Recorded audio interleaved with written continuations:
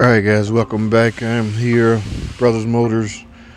Coolant leak, guys. Overheating. Okay. Look at that. Yes. Think about overheating, guys. I talk about this all the time. You have to pressurize the coolant system. Okay. Now, this particular car, I have my pressure tester on it, and I pumped it up to about 18 psi, and I heard all kinds of air noises and leaks over here, guys. It's typically pretty much always. Now, this is a 2.4 dual VVT engine. This the Dodge Avenger, by the way. It can go for either the 200. It can go for anything that use this engine, guys, because the whole thermostat adapter housing would be bolted on the side of the head. Okay, so what I end up doing was, like I say, pressurizing. I'm simulating it now for you guys. You can see where it's leaking from, so that will result in all kinds of coolant down here on top of your transmission. So don't get that confused. That is coolant, and under pressure is coming from the adapter housing. Now, the parts that I went and got, or the parts I'm about to install, it's simple. I got a new adapter housing, guys. Now, you may not really need, you may not really need to replace it because there's O-rings that's preventing that from leaking. Okay, now it's come with O-ring right here, go right there, and I typically always get this is 2 thermostat setup, guys. All right, I get both thermostats.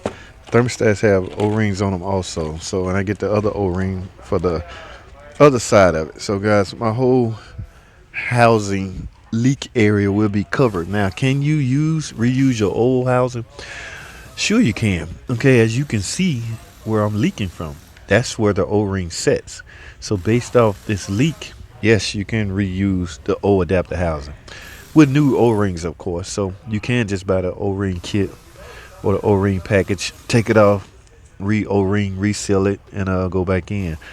All right, so I'm about to get all this done. These are fairly easy, guys, not hard at all. Now, after you're done, you make sure you refill the system with the proper amount of coolant. Bleed the system. I'm going to typically bleed it from right here. Okay, there's no bleeder screw per se on this particular engine. All right, now I'm going to pressurize it again, guys. Always duplicate, or try to, not duplicate, but try to recheck your work. And from there, typically I would flush the radiator out. I'm not sure. I don't see any radiator flush over here, so... And I'm going to go get a cap, guys. These are inexpensive. I always try to go in with new caps. And from there, we're going to go test drive, guys. The goal here is just to fix the leak. She says she saw smoke coming under the hood. A lot of steam coming from under the hood. Told her bring it in. Let's check it, see if it's leaking anywhere. Lo and behold, this is it.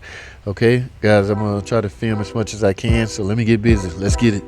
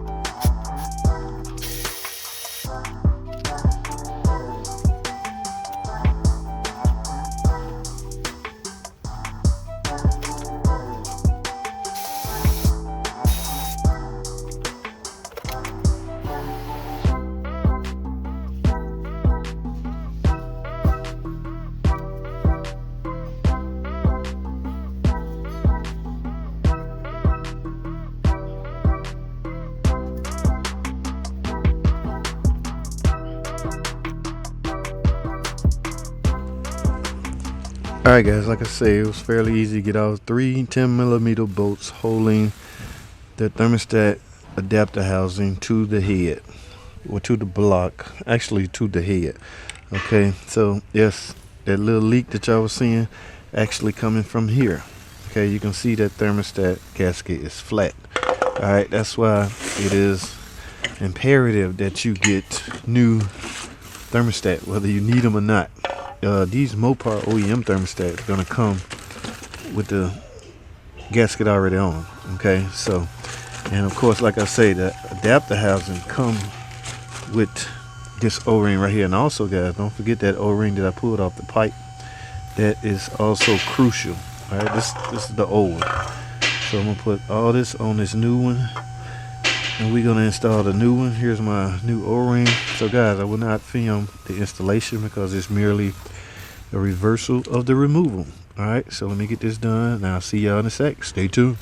All right, guys, welcome back. I am done with this. As you can see, I have the new one on. Now I'm gonna take it to the detail. We're gonna steam clean, wash all of this stuff off. Never give a customer a car back with all that visible leak like that. It looks like you did a crappy job, guys. Now, one thing I want you to be aware of, this sensor right here, guys, they go on funny and they come off funny. So do not break it taking off. Now I'm gonna leave it off until I try to purge all the air out of the system. But what I'm using is my bleeder valve right here, guys. So here's the coolant I'm going in with, Mopar 5-year reddish orange coolant.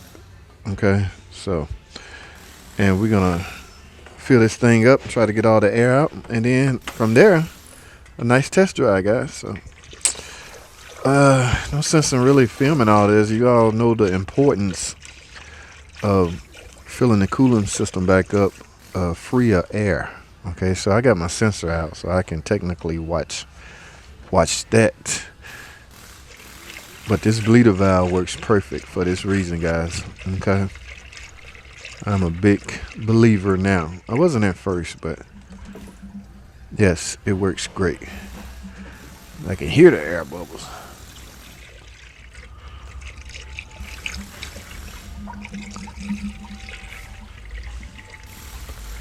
Should be coming up. There you go.